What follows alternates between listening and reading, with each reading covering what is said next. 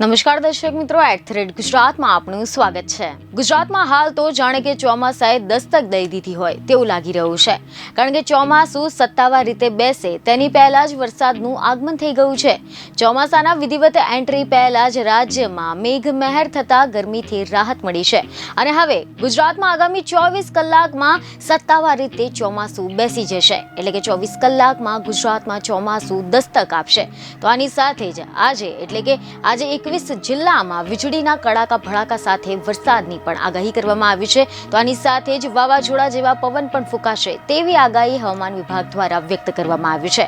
ખબરો મુજબ એવું જાણવા મળી રહ્યું છે કે હવામાન વિભાગ દ્વારા રાજ્યમાં આગામી 7 દિવસ માટે વરસાદની આગાહી કરવામાં આવી છે, જેમાં આજે સાબરકાંઠા, અરવલ્લી, પંચમહાલ, દાહોદ, મહીસાગર, વડોદરા, છોટાઉદેપુર, નર્મદા, ભરૂચ, સુરત, ડાંગ, નવસારી, વલસાડ, તાપી, દમણ, દાદરાનગર હવેલી, જૂનાગઢ, અમરેલી, ભાવનગર અને ગીર સોમનાથ તેમજ આવતીકાલે એટલે કે 12મી જૂને નર્મદા, સુરત, ડાંગ, નવસારી, વલસાડ, તાપી, દમણ, દાદરાનગર હવેલી, અમરેલી, ભાવનગરમાં વરસાદની આગાહી કરવામાં આવી છે। ત્યારબાદ 13મી જૂને નર્મદા, સુરત, ડાંગ, નવસારી, વલસાડ, દમણ, દાદરાનગર હવેલી, અમરેલી, ભાવનગરમાં, ત્યારબાદ 14મી જૂને સુરત, નવસારી, વલસાડ, દમણ, દાદરાનગર હવેલી, અમરેલી, ભાવનગર, ગીર સોમનાથ, દીવમાં, 15મી જૂને નવસારી, વલસાડ, દમણ, દાદરાનગર હવેલી, અમરેલી, ગીર સોમનાથમાં, ત્યારબાદ 16મી જૂને નવસારી, વલસાડ, દમણ, દાદરાનગર હવેલી, અમરેલી, ગીર સોમનાથમાં વરસાદની આગાહી કરવામાં આવી છે।